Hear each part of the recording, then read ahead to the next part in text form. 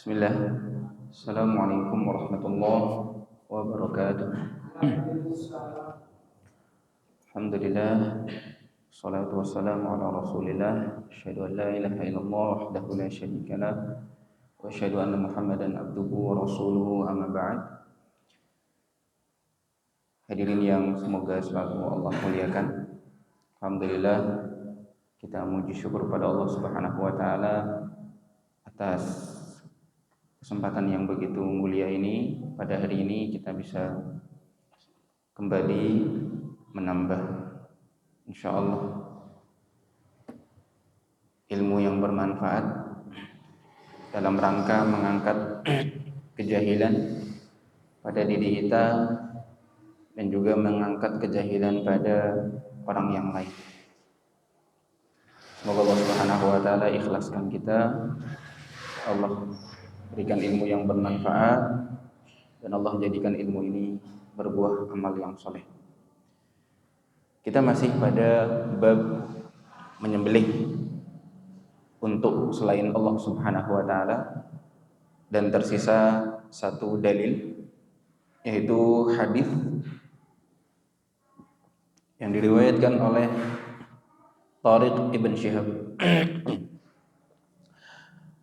Dalilnya berbunyi, wa an Tariq ibn Syihab anna Rasulullah sallallahu alaihi wasallam qala dakhala al-jannata rajulun fi dhubab wa dakhala an-nar rajulun fi dhubab qalu wa kayfa dhalika ya Rasulullah qala marra rajulani ala qaumin lahum sanam la yajuzuhu ahadun hatta yuqarrib lahu shay'an faqalu li ahadihima qarrib قال ليس عندي شيء أقرب قالوا له قرب ولو ذبابا فقرب ذبابا فخلوا سبيله فدخل النار وقالوا للآخر قرب فقال ما كنت لأقرب لأحد شيئا دون الله عز وجل فضربوا عنقه فدخل الجنة رواه أحمد. Ada satu perhatian atau kritikan, komentar dari para ulama tentang perawi hadis ini, yaitu Tariq ibnu Syihab. Nama beliau aslinya adalah Tariq bin Syihab al-Bajali al-Ahmasi, Abu Abdillah. Disebutkan bahwasanya beliau pernah melihat Nabi tapi tidak pernah mendengar langsung dari Nabi SAW. Maksudnya bagaimana? Mungkin dia melihat Nabi Muhammad SAW di suatu masa, tapi dia tidak pernah mendengarnya langsung hadis dari Rasulullah SAW. Beliau wafat di tahun 83 Hijriah padahal. Ya. Setelah ditelisik, ternyata memang hadis ini tidak langsung beliau dengarkan dari Rasulullah, tapi didengarkan dari salah seorang sahabat bernama Salman Al-Farisi radhiyallahu taala. Salman Al-Farisi radhiyallahu taala anhu lah yang telah meriwayatkan dari Nabi sallallahu alaihi wasallam langsung. Jamaah sekalian dirahmati Allah Subhanahu wa taala, maka Tariq ibn Syihab ini wallahu alam nih disebut oleh para ulama apakah beliau sahabat atau bukan. Karena memang banyak generasi-generasi yang hidup di zaman Nabi tapi tidak dianggap sahabat. Seperti anak-anaknya para sahabat Nabi yang masih kecil-kecil. Mereka menyaksikan Nabi SAW, bahkan mungkin mendengar langsung, tapi masih kecil, terlalu kecil, yang usianya tidak cukup untuk bisa memahami apa yang disampaikan oleh Rasulullah SAW. Sehingga ya, mereka tetap dianggap sebagai seorang tabi'i, pengikutnya para sahabat. Di antaranya adalah Muhammad ibn Abi Bakar As-Siddiq. Disebutkan pada waktu itu masih kecil, ya, tidak dianggap sebagai sahabat Nabi SAW. Atau mungkin ada pendapat yang lain.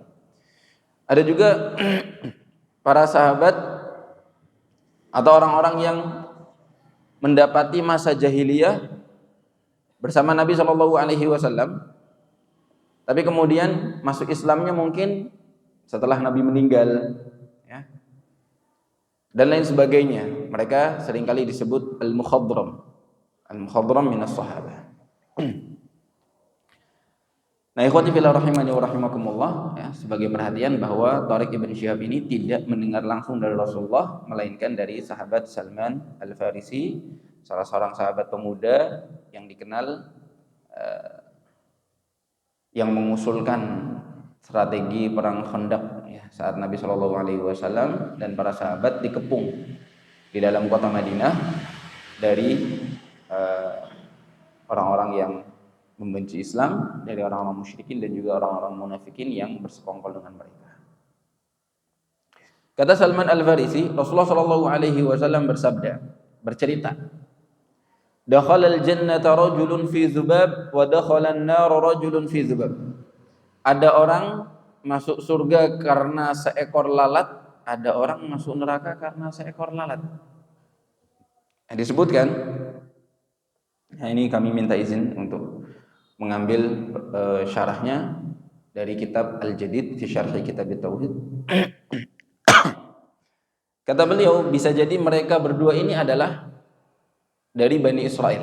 Karena memang banyak kisah-kisah Nabi SAW yang beliau ceritakan tentang umat terdahulu diambil dari orang-orang solehnya Bani Israel atau orang-orang jahatnya Bani Israel. Faqalu, maka para sahabat bertanya, ya Rasulullah, kaifa dzalik?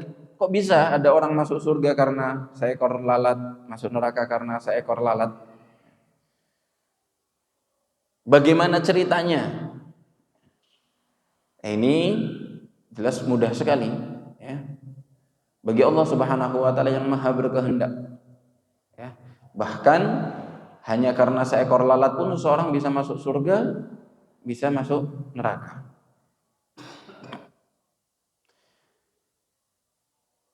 Dari ini menjadi pelajaran bagi kita untuk tidak meremehkan hal-hal yang kecil. Allah Subhanahu wa taala sendiri tidak malu untuk membuat permisalan dari hal-hal yang kecil. Allah berfirman dalam surat Al-Baqarah, "Innallaha la yastahi ay yadriba mathalan ma ba'udatan fama fawqaha." Allah itu tidak merasa malu, tidak sungkan untuk membuat permisalan sekecil lalat atau yang lebih kecil dari lalat. Dan semua permisalan-permisalan itu menjadi pelajaran. Allah berikan petunjuk siapa yang Allah kehendaki, Allah sesatkan juga siapa yang Allah kehendaki. Wa may yudhillu bihi illa al-fasiqin. Dan orang-orang yang tersesat adalah orang-orang yang fasik. Lalu bagaimana cerita tentang dua orang laki-laki ini yang masuk surga dan neraka karena seekor lalat? Marra rajulani, dua orang ini melewati ala qaum, suatu kaum, lahum sonam. Mereka punya patung. Patung ini didefinisikan kalau disebut dengan istilah sonam, itu adalah patung yang berbentuk, yang dipahat sengaja, mungkin berbentuk seekor hewan atau seorang manusia, punya hidung, punya tangan mungkin dan seterusnya. Yang lebih umum lagi wathan. Wathan ini sesembahan selain Allah Subhanahu wa taala yang bentuknya macam-macam. Bisa bebatuan, bisa pohon atau yang lainnya. Sedangkan yang dibentuk menjadi sebuah bentuk tertentu itu disebut sonam. La yajuzuhu ahadun. Tidak ada yang diperbolehkan lewat tempat itu hatta yuqarriba lahu syai'a, sampai mau menyembelih sesuatu, berkurban, mendekatkan diri, tapi di sini mendekatkan dirinya kepada si patung tadi dengan menyembelih sembelihan apapun dalam rangka taqarrub, yang harusnya hanya untuk Allah Subhanahu wa taala malah berkurban untuk patung ini. Maka mereka berkata kepada salah satunya, ya, kepada si A mereka berkata, qarrib, berkurbanlah, sembelih. Laisa indi syai'un uqarrib. Kata si laki-laki ini, anak enggak punya apa-apa. Anak enggak bawa kambing, enggak bawa ayam, enggak bawa sapi untuk disembelih. Enggak punya apa-apa. Subhanallah, mereka mengatakan apa? Qarrib walau dzubaba. Berkurbanlah walaupun seekor lalat. Kalau lalat ini gampang. Lihat ada tempat kotor, kumuh, ambil lalat satu, ditangkap, kemudian disembelih atau dibunuh dalam rangka untuk takarub kepada si patung ini. Dan parahnya, ya, si laki-laki yang pertama ini mau. Dia pun mengambil seekor lalat, kemudian disembelih, kemudian dikurbankan. Maka mereka persilahkan orang ini lewat. Fadakhalan nar. Maka dia masuk neraka di akhiratnya.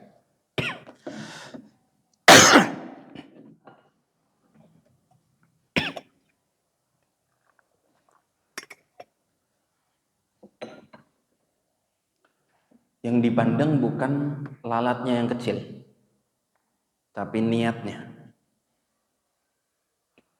Nabi SAW bersabda, innamal a'malu binniyat. Sungguh setiap amalan itu tergantung pada niatnya. Akan diterima oleh Allah Subhanahu wa taala kalau niatnya ikhlas, murni untuk Allah.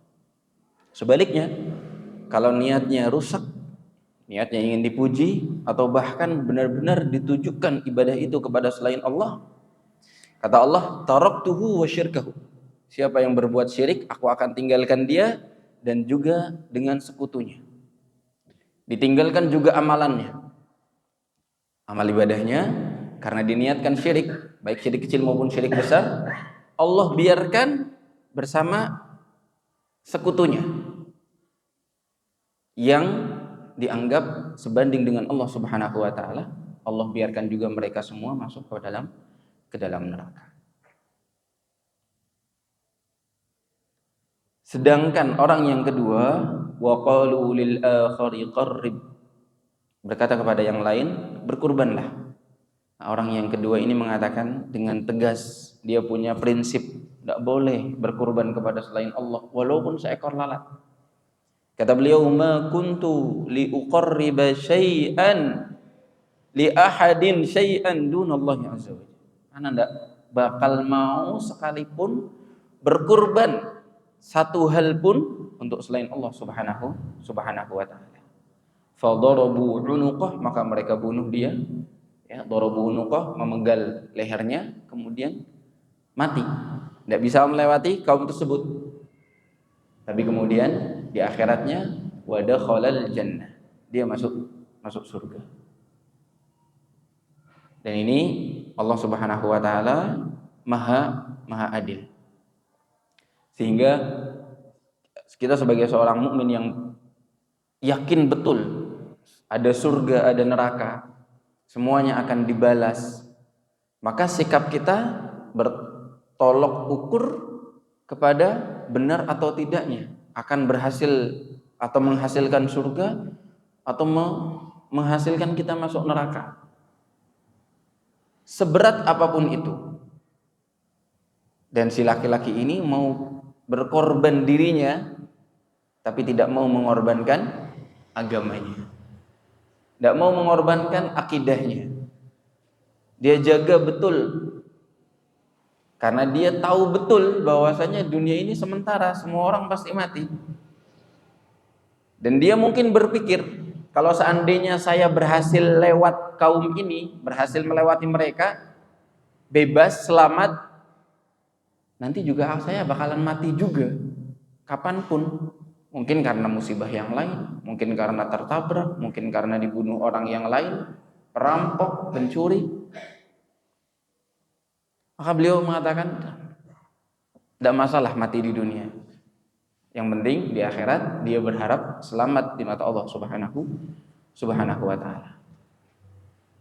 Dan karena memang pada dasarnya surga dan neraka itu sesuatu yang ironi, berkebalikan. Nabi SAW bersabda, huffatil jannatu bil makarih wa huffatin naru bis syahawat. Neraka itu dikelilingi dengan hal-hal yang mudah, enak, enteng, menyenangkan, indah, tapi ujungnya siksa. Sedangkan surga huffatil jannatu bil makari. Dikelilingi dengan sesuatu yang kebanyakan tidak kita suka. Ibadah bikin capek, sabar bikin capek, ya. Bersedekah harus berkorban, padahal kita suka pegang duit tapi disuruh disedekahin. Sesuatu yang tidak kita suka pada dasarnya, hawa nafsu kita. Tapi ujungnya adalah keindahan yang lebih kekal daripada kehidupan di dunia. Bahkan dalam satu riwayat disebutkan, kata Nabi SAW, saat Allah menciptakan surga, Allah minta malaikat Jibril, lihat, saya habis ciptain surga. Maka Jibril melihat surga itu. Kemudian Jibril berkata, indah sekali ya Allah, indah sekali. Saya yakin semua hambamu pasti pengen masuk surga ya Allah. Saya khawatir nanti tidak ada yang masuk neraka ya Allah. Maka Allah Subhanahu wa ta'ala setelah itu berikan duri yang mengelilingi surga. Semua yang dibenci oleh manusia. Ujian yang berat, ketaatan yang melelahkan, perjuangan yang penuh pengorbanan, semua yang tidak enak. Setelah itu Allah panggil lagi malaikat Jibril. Jibril, lihat lagi. Setelah malaikat Jibril melihat lagi, berkata, ya Allah, saya takut tidak ada yang masuk surga nanti. Saya takut semua orang bakal masuk neraka. Karena begitu berat sekali, kata malaikat Jibril. Semua yang Allah taburkan di jalan menuju surga dari rintangan-rintangan yang dibenci oleh manusia dan hawa nafsunya. Sebaliknya, kata Nabi SAW, ketika Allah ciptakan neraka, Allah katakan kepada malaikat Jibril, lihat neraka wahai Jibril. Jibril berkata, begitu dahsyat sekali, menyeramkan sekali ya Allah. Kayaknya tidak ada orang satupun yang akan masuk neraka karena takut melihat begitu dahsyatnya, panasnya, sengsaranya, sakitnya. Kemudian Allah kembali berikan hal-hal yang dinikmati oleh syahwat di jalan menuju neraka. Kemudian malaikat Jibril diperintahkan lagi untuk melihat. Lihat lagi malaikat Jibril. Kemudian Jibril berkata, ya Allah, demi zat ini yang di bawah kekuasaanmu ya Allah, demi Allah, kata malaikat Jibril, saya khawatir tidak ada yang bisa selamat dari neraka. Karena saking enaknya jalan menuju neraka, saking nikmatnya semua hal-hal yang dicintai dan disukai oleh manusia dan hawa nafsunya ada semua di jalan menuju neraka. Nah, ini mungkin bisa dipadukan. Ketika seseorang mau mengorbankan agamanya, silahkan. Dia akan mendapatkan kenikmatan di dunia ini. Tapi ingat, semua ada balasannya. Allah Maha Adil. Sebaliknya, ketika seseorang mengorbankan dunia ini, dan memang pada dasarnya seperti itu, orang yang pengen surga faham betul, sadar betul bahwa dunia ini penjara bagi dia. Nabi SAW bersabda, ad-dunya sijnul mu'min wa jannatul kafir. Dunia itu penjaranya orang yang beriman, surganya orang kafir. Sedangkan di akhirat nanti surganya bagi kita, orang kafir kebagian nerakanya. Maka dunia itu jangan dijadikan tolok ukur kebenaran dan kebatilan. Hanya orang-orang sering keliru. Memang pada dasarnya Allah berikan keberkahan, rezeki yang melimpah pada orang-orang yang patuh kepada Allah Subhanahu wa ta'ala. Tapi jangan dijadikan tolok ukur bahwa orang yang hidup berlimpah kenikmatan di dunia berarti dia orang yang pasti baik. Betapa banyak orang kafir yang hidupnya bergelimang harta. Apakah itu bukti bahwasanya Allah cinta dia? Ya, enggak. Sudah pasti ketika dia enggan beriman kepada Allah, Rasulnya, malaikatnya, enggan bersyahadat, enggan sholat.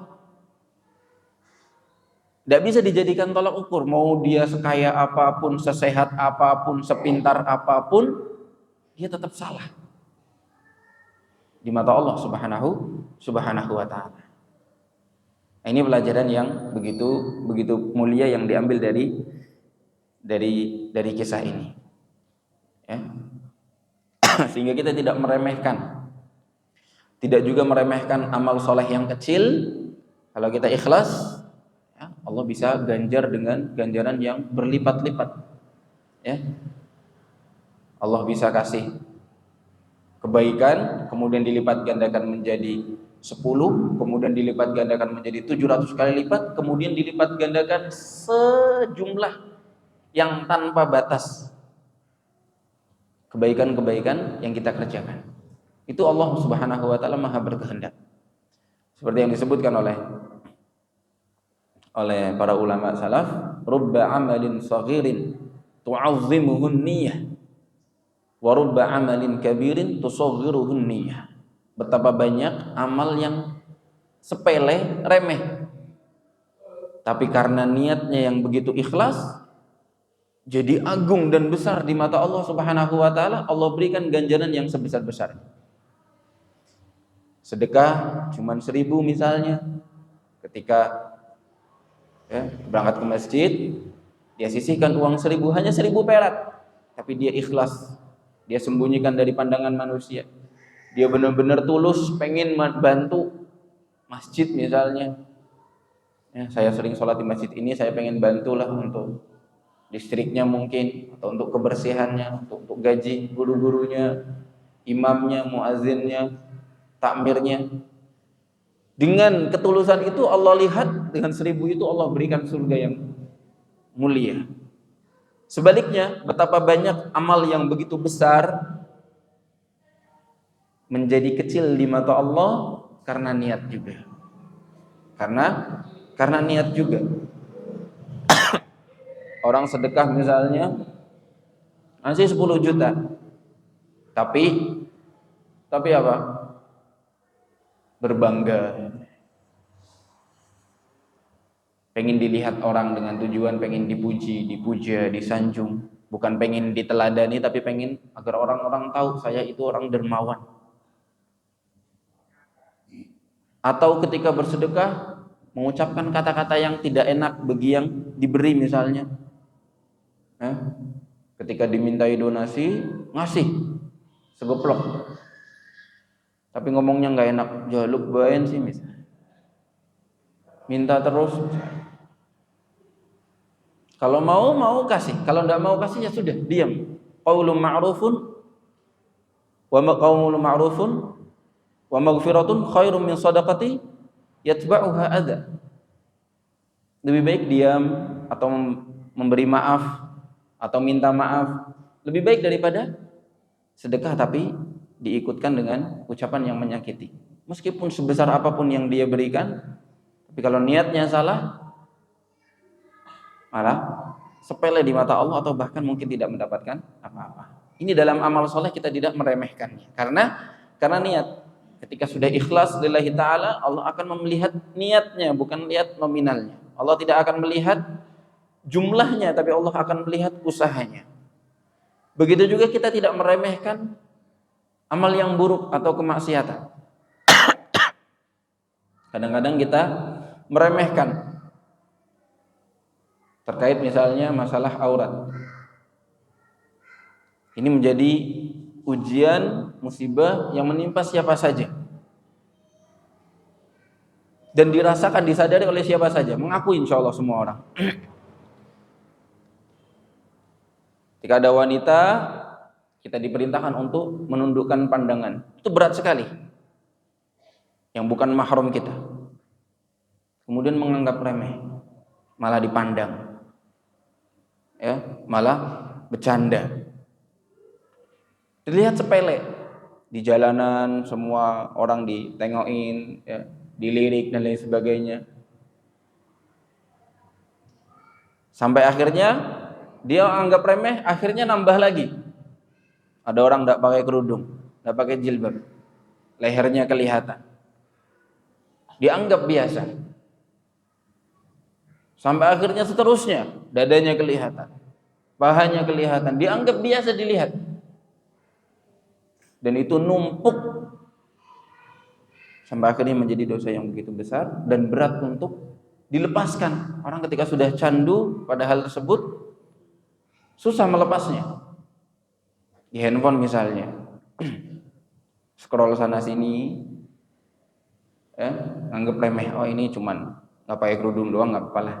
Saya cuman pengen ngambil manfaatnya aja misalnya, atau lihat beritanya aja. Lewat lagi, wah tambah parah dan seterusnya. Akhirnya dianggap remeh. Sedangkan Nabi Shallallahu Alaihi Wasallam bersabda, ketika seorang manusia berbuat dosa, seorang mukmin, kata beliau, innal mu'mina idza aznaba dzamban, berbuat dosa sebentuk apapun, kecil maupun besar, kanat nuqtatun sauda'un fi qalbih, Allah berikan titik hitam satu di hatinya yang aslinya putih. Fa in taba wa naza' wastaghfar soqala minha. Fa in tab wa naza' wastaghfar soqala minha. Ketika dia sadar telah berbuat dosa, kemudian berusaha untuk meninggalkannya, kemudian minta ampun kepada Allah, bertaubat, Allah bersihkan lagi, mengkilap lagi hatinya. Tapi sebaliknya, wa in zadat, kalau dia malah nambah dosanya, meremehkanlah, sepele.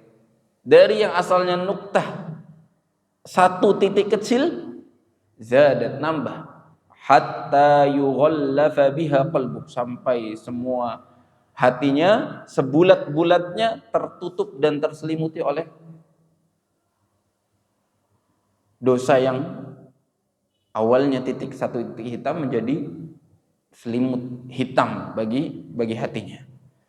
Fadzalika ar-rannu alladzi dzakarallahu fi kitabih. Itulah yang dimaksud dari kalimat ran yang ada di dalam Al-Qur'an, dalam surat Al-Mutaffifin.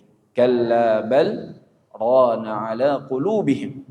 Ran, itulah titik-titik hitam. Ketika dibiarkan bertambah menjadi hati yang diselimuti oleh kemaksiatan. Nauzubillahi min dzalik. Jadi kita tidak meremehkan, sebisa mungkin amal soleh yang kecil. Kalau kita punya niat yang besar, insya Allah Allah besarkan amal tersebut dan pahalanya. Kita juga tidak meremehkan dosa yang kecil. Ya. La tanzur ila sighari ma asait atau sigharil ma'siyah, walakin anzur ila man asait. Jangan lihat kecilnya maksiatnya. Kalau kita melihat maksiatnya yang kecil, kita akan meremehkan. Lah, dosa kecil, lanjut. Tapi lihatlah betapa agung dan besar dan maha kuasanya zat yang engkau maksiati, yaitu Allah Subhanahu wa taala. Sehingga kalau kita malah melihat, memperhatikan maha mulianya Allah Subhanahu wa taala, dosa kecil pun kita sungkan, malu di hadapan Allah Subhanahu wa taala. Kita bacakan beberapa faedah. Yang pertama, idhamu syirki wa in kana qalilan. Syirik itu tetap bahaya meskipun kecil. Meskipun kecil. Dan juga semisalnya syirik kecil, riya. Riya itu disebut oleh Nabi Shallallahu Alaihi Wasallam syirik kecil. Namanya saja, tapi tetap berbahaya. Bahkan para ulama mengatakan riya lebih parah daripada dosa besar. Karena dosa yang paling tinggi di atas dosa-dosa besar, semua dosa-dosa besar yang ada. Ketika Nabi menyebutkan tentang sab'ul mubiqat, 7 dosa besar yang membinasakan, yang nomor pertama apa? Al-isyraku billah, nomor 1. Dosa besar di atas semua dosa besar. Jadi meskipun syirik kecil, riya saja itu pun lebih parah daripada dosa-dosa besar yang lainnya. Sehingga yang namanya syirik meskipun kecil tetap berbahaya. Tetap patut diwaspadai. Dan kita diperintahkan oleh Nabi Shallallahu Alaihi Wasallam untuk berdoa, berlindung kepada Allah dari syirik yang besar yang kita sadari maupun syirik kecil yang tidak kita sadari. Nabi Shallallahu Alaihi Wasallam mengajarkan, kata beliau, maukah aku ajarkan kamu doa sehingga Allah jauhkan kamu dari segala macam syirik yang kecil maupun yang besar. Kata beliau, Allahumma inni a'udzubika an usyrika bika wa ana a'lam wa astaghfiruka lima la a'lam. Nah, ini salah satu doa agar dijauhkan dari syirik. Allahumma inni a'udzubika, ya Allah aku berlindung kepadamu, min an usyrika bika wa ana a'lam, berbuat syirik kepadamu aku sadar.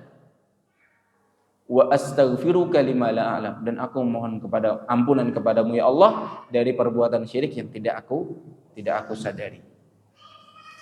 Faedah yang kedua, annal jannata wan nara mawjudatan. Seperti dalam hadis yang sebelumnya yang Nabi katakan, ya, wa anna Isa ibnu Abdullah wa rasuluh wa kalimatuhu allati alqaha ila Maryam wa ruhum min wal jannata haqqun wan nar haqqun. Kita beriman bahwasanya surga dan neraka hak, nyata, sudah diciptakan. Sudah Allah Subhanahu wa taala ciptakan dan Allah siapkan bagi siapapun. Jadi jangan sampai ragu. Jangan sampai ragu surga dan neraka itu ada atau tidak ada. Saya yakin 100%. Yang ketiga, annal maqsudal a'zam amalul qalbi hatta inda abadatil awthan. Yang menjadi perhatian yang paling besar, paling utama adalah amalan hati. Sampai pun dalam masalah perkaranya para penyembah-penyembah berhala. Ya, para penyembah-penyembah berhala. Yang diperhatikan adalah amalan hatinya. Meskipun sedikit nyembahnya, tapi ketika hatinya benar-benar bergantung kepada selain Allah, bahkan tidak mengakui Allah sedikit pun, sekalipun, itu yang dipandang oleh Allah Subhanahu wa taala. Tauhidnya, akidahnya, i'tiqadnya. Jika sudah keliru, maka semuanya gugur. Karena yang paling utama adalah amalan hati. Nah, ini juga yang kadang dilupakan oleh sebagian kaum muslimin. Ketika beramal ibadah yang memang zahirnya tuntunannya banyakkan tentang fisik. Salat yang dijelaskan tentang bagaimana takbirnya, ruku'nya, sujudnya, bacaannya, toharohnya. Padahal ada yang perlu mendapatkan porsi perhatian yang lebih besar juga, yaitu bagaimana amalan hati kita di dalam salat. Jadi saat salat tidak hanya memperhatikan gerakan-gerakan yang disempurnakan, tapi hati kita juga yang disempurnakan. Ketika berpuasa bukan hanya menahan makan dan minumnya saja, tapi bagaimana hati ini bertambah takwa. Ketika Allah berfirman, la'allakum tattaqun, ya ayyuhalladzina amanu kutiba alaikumus shiyam kama kutiba alal ladzina min qablikum la'allakum tattaqun. Nilai takwanya ketika berumroh, berhaji, memang perlu dipersiapkan bekalnya, bekal uang, bekal fisik. Sampai disebut jihad, haji itu, umroh itu. Tapi tidak dilupakan juga bekal hatinya, ilmunya, keikhlasannya, benar-benar meresapi bahwasanya saat umroh dan haji bukan hanya sedang berputar-putar tawaf Ka'bah sebanyak 7 kali, tapi kita sedang berada di rumah Allah, tambah dekat dengan Allah, tambah malu, tambah cinta, tambah takut. Itu yang perlu diperhatikan. Karena lagi-lagi tadi, dengan niat dan amalan hati ini, amalan yang sepele bisa menjadi besar. Sebaliknya, amalan yang begitu besar karena niatnya, karena hatinya tidak khusyuk, hatinya tidak hadir, tidak ada pembawaan hati di dalam ibadahnya, maka menjadi remeh. Sebanyak apapun rakaat itu yang dia kerjakan, sebanyak apapun hari yang dia puasai, sebanyak apapun nominal yang dia zakati, yang diperhatikan adalah amal al-qalb, amalan hatinya. Yang keempat, qurbul jannati wan nari minal insan. Kata Syekh, surga dan neraka itu begitu dekat dengan manusia. Diambil dari mana? Orang tadi, kisah tadi masuk surga hanya karena seekor lalat. Hanya karena seekor lalat. Dalam hadis disebutkan, sesungguhnya surga itu lebih dekat kepada kalian daripada tali sendal kalian dengan diri kalian sendiri. Berikut juga neraka. Kata Nabi SAW. Karena kita bisa saja tidak sadar ada satu amalan yang kita remehkan ternyata benar-benar menjatuhkan kita ke dalam neraka, bahkan bisa sampai jatuh sedalam-dalamnya. Atau sebaliknya, bisa saja kita tidak sadar meremehkan suatu amal soleh kita kerjakan, kemudian kita lupa, amalan biasa saja. Ternyata di belakangnya Allah Subhanahu wa taala berikan ganjaran yang begitu besar atas amalan yang sepele di mata kita. Nabi Shallallahu alaihi wasallam bersabda, "Innal abda la yatakallamu bil kalimah la yulqi biha balan yarfa'ullahu biha darajat wa innal abda la yatakallamu biha kalimah la yulqi biha balan yazillu fin nari 70 kharifah." Ada kadangnya seseorang hamba berucap satu kata yang dia tidak peduli yang dia ucapkan karena sepele. Ternyata itu adalah ucapan yang baik, kalimah thayyibah, yang kemudian Allah berikan balasan yang sebesar-besarnya, dia diangkat di surga setinggi-tingginya. Sebaliknya kata Nabi SAW, ada seseorang mengucap kata yang sepele menurut dia, ternyata itu adalah kalimat yang khabithah, yang menyakitkan, ternyata membekas di hati seorang mukmin sampai sedih dan lain sebagainya. Atau mungkin ucapan-ucapan kufur yang tidak disadari, ya, bermain-main dengan misalnya zodiak, misalnya kamu zodiaknya apa, kemudian nasibnya apa hari ini, ramalannya, bercanda-bercanda, padahal itu adalah kekufuran. Yazillu biha finnar 70 kharifah, dia bisa jatuh ke dalam neraka sampai sejauh 70 tahun, 70 musim. Ya, sehingga kita tidak meremehkan. Surga dan neraka begitu dekat dengan kita. Selalu kita hadirkan kesadaran akan dekatnya surga dan neraka. Yang kelima, at-tahdziru minadz dzunub wa in kanat shaghiratan fil husban.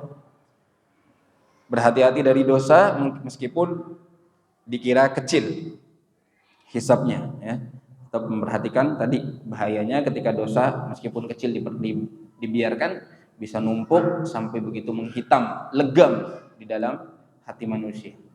Yang keenam, bayan si'ati maghfiratillah wa syiddati 'uqubatih. Penjelasan bagaimana besarnya ampunan Allah dan juga betapa dahsyatnya siksanya Allah. Hanya dengan seekor lalat Allah ampuni seseorang. Bisa jadi laki-laki ini awalnya dia punya dosa banyak, tapi dengan keikhlasan dan tauhidnya yang dia jaga, seekor lalat pun dia tidak mau berkurban, menyembelih atau dibunuh untuk selain Allah Subhanahu wa taala, Allah ampuni semua dosa-dosanya, masuk surga.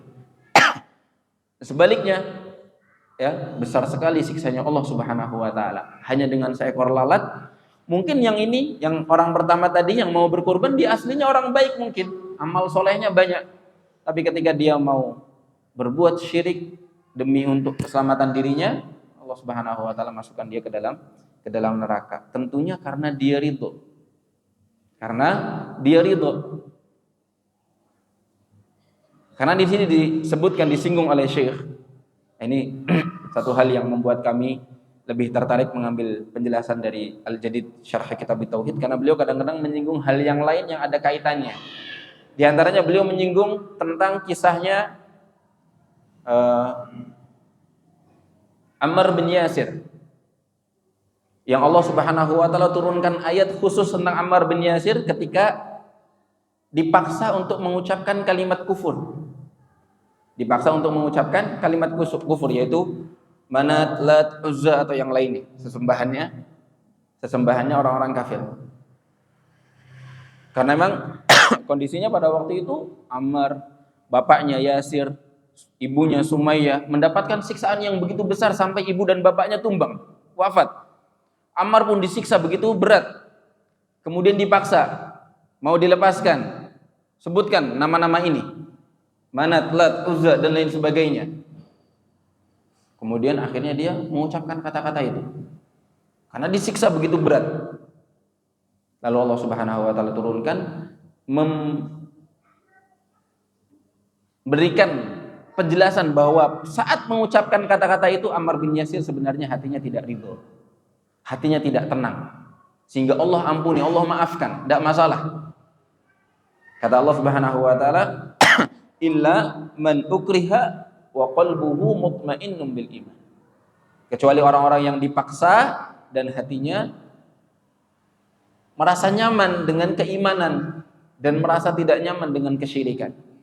Jadi ketika Ammar bin Yasir setelah dilepaskan, beliau langsung datang menghadap Rasulullah SAW, bahkan mencium beliau, mungkin minta maaf, minta tolong didoakan ampunan agar Allah ampuni dia. Merasa telah mengkhianati Rasulullah, ya Rasulullah, tolong doakan saya, maafkan saya, doakan saya, mintakan ampunan kepada Allah Subhanahu wa taala. Saya telah mengucapkan kata-kata ini. Maka turun ayat Al-Qur'an ini, illa man ukriha wa qalbuhu mutmainnun bil iman. Sedangkan kisah yang di hadis tadi, yang dua orang laki-laki tadi, yang satu mau berkurban, disebutkan oleh para ulama hukumnya ini beda dengan Ammar. Kenapa? Kata beliau, karena di dalam hadis beliau laki-laki ini berkurban seekor lalat, wat taqarrub yadullu ala ridahu bihadzal amal. Sedangkan berkurbannya seseorang itu menunjukkan bahwasanya dia ridho terhadap amal tersebut. Jadi yang membedakan adalah hatinya dia merasa ikhlas, nggak apa-apalah, benar-benar rela berbuat syirik meskipun hanya menyembelih seekor lalat. Wan syirahi qalbihi lahu, dadanya lapang ketika menyembelih seekor lalat itu dan ditujukan untuk patung yang dimiliki oleh kaum tadi. Sedangkan Ammar bin Yasir ketika mengucapkan kata-kata kufur tadi, hatinya tidak tenang, bahkan lebih tenang terhadap keimanan, mengingkarinya. Kemudian Allah Subhanahu wa taala bedakan. Faedah yang terakhir, yang ketujuh, annal a'mala bil khawatim. Sesungguhnya setiap amal tergantung pada penutupnya, ya, pada closingnya, ya. Innamal a'malu bi khawatimiha. Kata Nabi SAW, sesungguhnya setiap amalan tergantung pada penutupnya. Sehingga kita berharap mendapatkan penutup dalam usia kita dengan amalan-amalan yang baik. Karena banyak juga memang orang yang asalnya baik seumur hidup dia, ternyata di akhir hidupnya Allah Subhanahu wa taala uji dan dia langsung tergelincir. Ya. Bisa jadi karena memang dari dulu beramalnya tidak ikhlas. Mungkin teman-teman pernah mendengar hadis Nabi SAW dalam Al-Arba'in Nawawiyah, ketika beliau menjelaskan tentang penciptaan manusia di rahim seorang ibu. Ya. Inna ahadakum yujma'u khalquhu fi batni ummihi arba'ina yawman nutfah, 40 hari dalam bentuk mani, summa yakunu 'alaqatan mithla dzalik, kemudian segumpal darah dalam jumlah yang sama 40 hari, summa yakunu mudghatan mithla dzalik, kemudian menjadi segumpal daging dalam jumlah yang sama 40 hari. Setelah berusia 120 hari atau 4 bulan, ditiupkan ruh, kemudian dicatat semua takdirnya oleh malaikat. Bikat birizkihi wa ajalihi wa amalihi wa syaqiyyun aw sa'id. Nah, di akhir hadisnya Nabi berkatakan, wa inna ahadakum la ya'malu bi amali ahli al-jannah hatta ma yakunu bainahu wa bainaha illa dhira' fayasbiqu alaihi al-kitab fayamalu bi amali ahli an-nar fayadkhuluha. Kata Nabi, ada orang yang seumur hidupnya dia melaksanakan amalan-amalan surga, ahli surga amalannya, soleh sekali, solatnya, puasa, zakatnya, akhlaknya. Fayasbiqu alaihil kitab.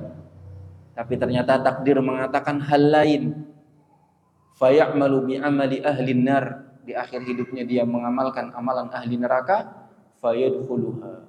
Kemudian masuk ke dalam neraka. Padahal disebutkan dalam hadis itu, jarak antara dia dengan surga tinggal zira', satu hasta saja. Ini disebutkan oleh para ulama bukan karena Allah zalim. Memang takdirnya seperti itu, kata para ulama, bisa jadi karena memang dia tidak ikhlas saat beramal. Dia tidak menjaga tauhidnya, tidak menjaga hatinya, atau niatnya salah saat melakukan amal-amal soleh di masa hidupnya dia. Karena dia munafik. Karena disebutkan oleh para ulama di syarah dalam hadis yang lain, yaitu ketika Nabi SAW mengatakan tentang seseorang yang dia rajin sekali berjihad, nomor satu selalu di soft terdepan, sampai para sahabat bilang ini orang pasti masuk surga. Ini orang pasti masuk surga, kata para sahabat. Ternyata Nabi mengatakan dia di neraka. Para sahabat kaget.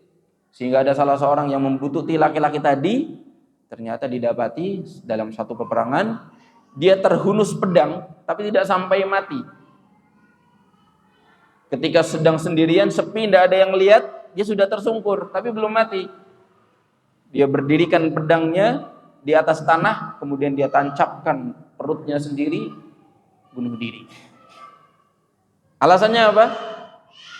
Karena yang dia cari pengen dibilang mati dalam peperangan, pengen dibilang jadi pahlawan. Itu di antara alasan kenapa kok malah di akhir hidupnya menjadi ahli neraka, penutupnya malah su'ul khatimah, karena mungkin niatnya dari awal salah. Sebaliknya, wa inna ahadakum la ya'malu bi amali ahli nar hatta ma yakunu bainahu wa bainaha illa dhira'.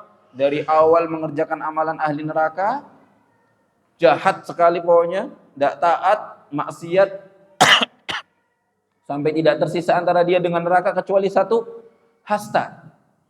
Fayasbiqu alaihil kitab, takdir berkata lain, fayamalu bi amali ahlil jannah. Di akhir hidupnya dia malah melakukan amalan ahli surga. Fayadkhuluha, malah dia masuk surga. Dicontohkan dalam hadis yang tadi, ada seseorang yang dari dulu di zaman Nabi Shallallahu Alaihi Wasallam benci Nabi, benci para sahabat, benci Islam. Pokoknya setiap kali melihat Nabi berdakwah ngomong yang nggak enak, sampai orang-orang kira ini orang nggak mungkin masuk surga, ini orang nggak mungkin beriman kepada Nabi Muhammad Shallallahu Alaihi Wasallam. Sampai akhirnya terjadi perang Uhud, kalau tidak salah. Laki-laki ini tiba-tiba terketuk hatinya. Kemudian dia rindu kepada Rasulullah SAW. Para sahabat belum menyadari bahwasanya dia sudah bertaubat. Dia sudah keburu masuk dalam barisan pasukan kaum muslimin dan tiba-tiba meninggal. Kalah, mati, dibunuh oleh orang kafir. Ketika para sahabat ngecek jasad-jasad korbannya kaum mukminin, orang-orang yang beriman, para sahabat kaget, loh kok ada jasadnya si fulan? Bukannya fulan ini masih kemarin membenci kita, membenci Rasulullah, membenci Islam. Ya. Ternyata Nabi Shallallahu Alaihi Wasallam sebutkan bahwasanya laki-laki ini memang di akhir masa hidupnya cinta kepada Rasulullah Shallallahu Alaihi Wasallam. Bahkan dia mengatakan sebelum mati, saat mau menghembuskan nafas terakhir, beliau mengatakan, sampaikan salam saya kepada Rasulullah, saya minta maaf kepada dia. Dan Rasulullah Shallallahu Alaihi Wasallam mengakui cintanya dan Allah ampuni dia. Gugur di dalam medan perang. Padahal sebelumnya dikenal oleh para sahabat dan para sahabat putus asa, di orang kayaknya tidak mungkin mau beriman, sudah benci banget. Tapi Allah Subhanahu Wa Taala dengan takdirnya, kita tidak tahu rahasia takdir Allah Subhanahu Wa Taala. Dan yang membuat kita juga sadar diri, tidak berbangga dengan kondisi kita di hari ini. Yang alhamdulillah insyaallah kita semua termasuk orang-orang yang istiqomah, tapi jangan berbangga yang sampai-sampai meremehkan orang-orang yang masih belum Allah berikan taufik dan juga hidayah.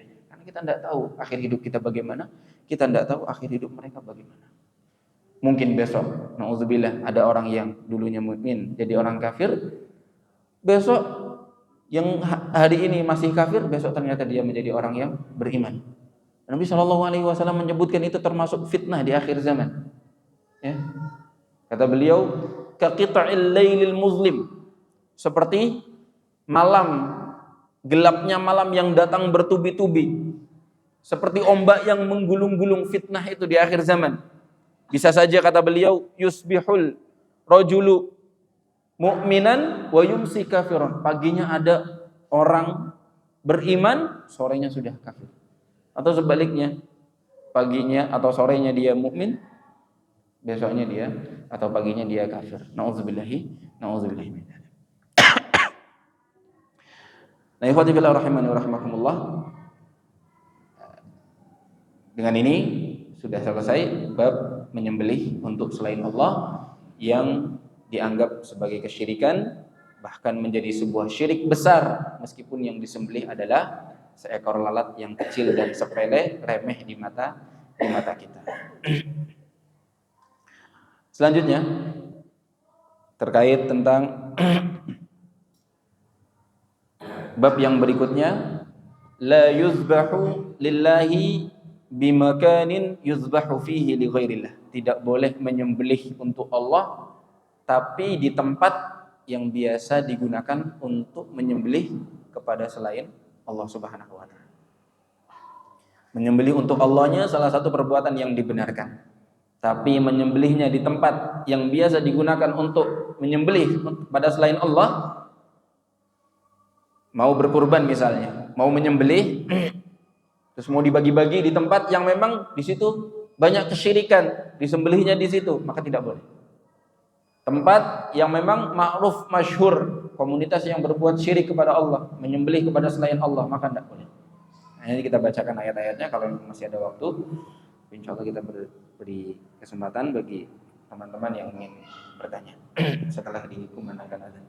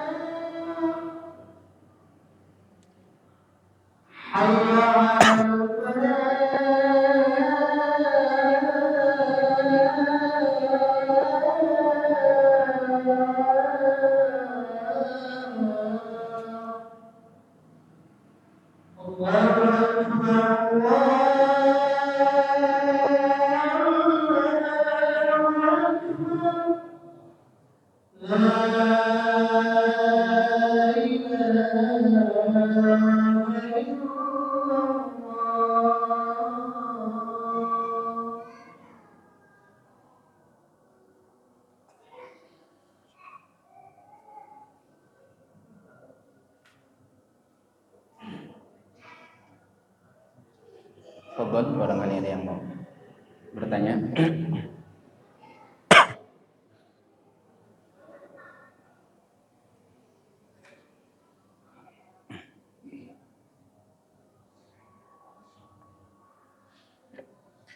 Baik, kalau tidak ada pertanyaan, kita lanjutkan bab la yuzbahu lillah bimakanin yuzbahu fihi li ghairillah. Tidak diperkenankan seseorang menyembelih untuk Allah Subhanahu wa taala tetapi di tempat yang biasa ada praktek menyembelih untuk selain Allah. Ada praktek kesyirikan. Seperti biasa Syekh sebelum menyebut hadis dari Nabi Shallallahu Alaihi Wasallam yang memang langsung to the point menjadi dalil dari bab ini, beliau mengutip dulu dari Al-Quran. Ya. Yang beliau kutip dari Al-Quran adalah surat At-Taubah ayat 108. Wa qaulillahi ta'ala la taqum fihi abadan lamasjidun ussisa 'ala at-taqwa min awwal yawmin ahaqqu an taquma fihi rijalun yuhibbuna an yatatahharu wallahu yuhibbul mutahhirin. Ayat ini menjelaskan tentang kisah Nabi Shallallahu Alaihi Wasallam yang waktu itu sedang perang di Tabuk. Ya. Kemudian ada sebuah komunitas yang membangun masjid di dekat Masjid Quba. Masyhurnya adalah Masjid Quba. Jadi sudah ada Masjid Quba, masjid pertama yang dibangun oleh Rasulullah Shallallahu Alaihi Wasallam, masjid pertama yang dibangun di masa Islam, di masa beliau. Kalau Masjidil Haram itu kan dibangun oleh sebutkan malaikat, ada lagi yang menyebutkan Nabi Ibrahim alaihissalam. Adapun di zaman Nabi, masjid yang pertama adalah Masjid Quba. Di sampingnya atau di dekat situ ada orang membangun masjid dengan alasan ini khusus untuk orang-orang yang lemah, untuk orang-orang yang ma'zur, punya uzur. Jadi sholatnya di sini, jangan sholat di situ. Kemudian Nabi Shallallahu Alaihi Wasallam sempat mengiyakan, ya, mungkin akan diresmikan atau akan mengizinkan bagi kaum muslimin sholat di situ. Namun ternyata saat pulang Allah Subhanahu wa taala, pulang dari Tabuk, Allah Subhanahu wa taala turunkan surat At-Taubah ayat 108. Kata Allah, la taqum fihi abada. Jangan sholat di dalamnya selama-lamanya. Jadi Allah melarang sholat di masjid itu. La masjidun ussisa 'ala taqwa. Sungguh masjid yang dibangun di atas ketakwaan, maksudnya adalah Masjid Quba. Ahaq min awwali yaumin, di hari pertama engkau hijrah ke kota Madinah, ahaqqu an taquma fihi, lebih layak, lebih pantas untuk engkau sholat di dalamnya. Fihi rijalun, lalu Allah Subhanahu wa taala puji orang-orang yang hadir di Masjid Quba itu. Fihi rijal, di dalam Masjid Quba itu atau di sekitarnya adalah orang-orang soleh. Yuhibbuna an yatatahharu, mereka suka bersuci. Kata para ulama bisa bermakna bersuci secara zahir dari najis, dari kotor, karena memang Islam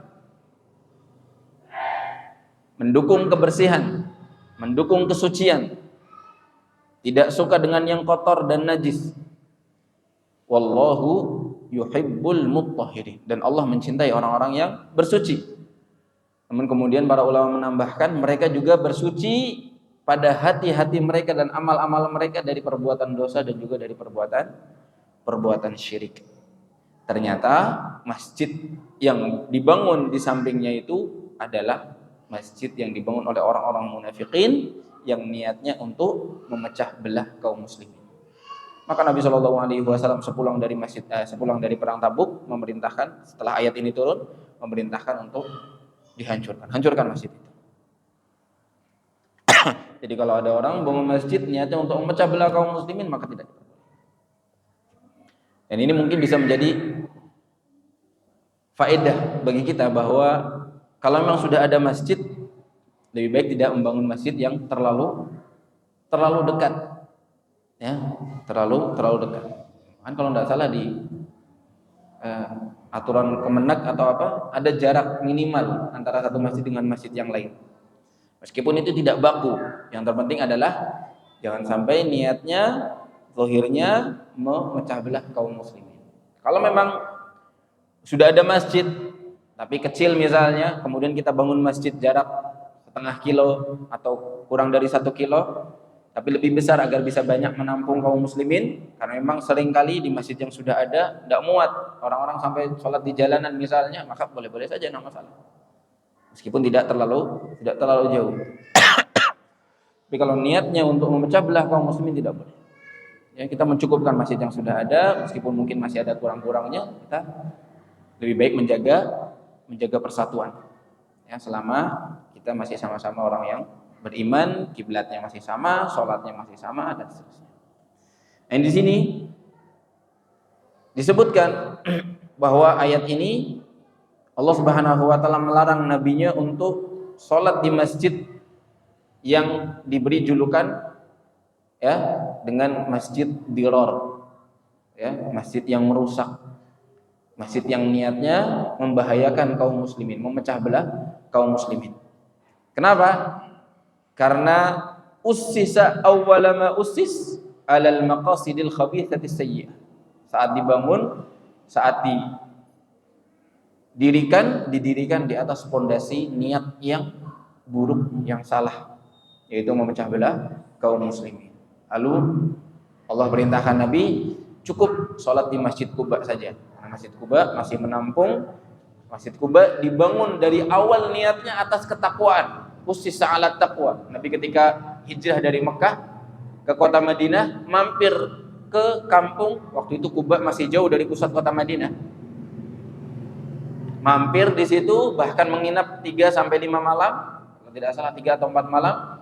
Kemudian beliau membangun di sela-sela hari itu Masjid Quba. Meletakkan batu pertamanya sendiri, ikut bantu ngangkat bata-batanya atau tanah liatnya dan lain sebagainya. Nah, masjid yang dibangun di atas ketakwaan ini yang lebih ahaqqu an taquma fihi rijalun yuhibbuna an yatatahharu. Nah, dari sini, dari kalimat ini, para ulama mengambil dalil bahwasanya kita sholat di tempat yang memang jauh dari najis yang zahir maupun yang batin, yaitu kesyirikan. Ya, najis yang zahir jelas kita diperintahkan untuk menjauhkan. Bahkan ada satu riwayat, meskipun diperselisihkan tentang kesahihannya, katanya orang-orang yang tinggal di Masjid Quba ini mereka punya kebiasaan yang istimewa. Ketika buang hajat, kemudian mohon maaf cebok misalnya, membersihkan kemaluannya, mereka menggabungkan 2 metode, yaitu istinja dan juga istijmar. Istinja dengan air, istijmar dengan benda padat. Kalau lagi tidak ada air, yang asalnya istijmar ini rukhsah, boleh dikerjakan ketika kita tidak menemui air, tidak punya air. Ya, kalau ada air bisa dikatakan cukup kalau pakai air saja, tidak perlu pakai tambahan lagi. Tapi mereka malah menggabungkannya. Jadi mungkin dielap dulu pakai benda padat, kemudian dicuci pakai air. Nah, ini karena inilah Allah Subhanahu wa taala puji mereka. Sampai Allah katakan fihi rijalun yuhibbuna an yatatahharu. Wallahu yuhibbul mutahhirin. Dan Allah Subhanahu wa taala mencintai orang-orang yang suka bersuci. Yang bersuci ini ya, minal qadzurat wan najasat, dari hal-hal yang kotor dan najis, wal mutatahhirin an awdharish syirki wa arjasi, dari kotoran-kotoran syirik ya, dan juga kebusukan-kebusukannya. Jamaah sekalian dirahmati Allah Subhanahu wa taala, sebenarnya masih ada satu dalil lagi sebelum berpindah ke bab berikutnya, yaitu dalil yang menjadi pembahasan utama dari bab ini, yaitu tentang nazar. Ada seseorang bernazar ingin berkurban di tempat namanya Buana. Ya, tiba-tiba Nabi SAW bertanya, di tempat itu ada sesembahan selain Allah enggak? Ada praktek menyembelih kepada selain Allah enggak? Ketika disampaikan enggak ada ya Rasulullah, lalu Nabi katakan ya sudah, kerjakan nazarnya. Kemudian Nabi mengatakan tidak boleh bernazar kalau ada unsur kemaksiatan. Sehingga memang nanti ada faidah-faidah tambahan terkait fikih bernazar. Insyaallah nanti kita jelaskan di kesempatan mendatang kalau Allah Subhanahu wa taala kehendaki. Kita tutup dengan doa kafaratul majlis. Sallallahu alaihi Muhammad wa ala alihi wasallam. Assalamualaikum warahmatullahi wabarakatuh.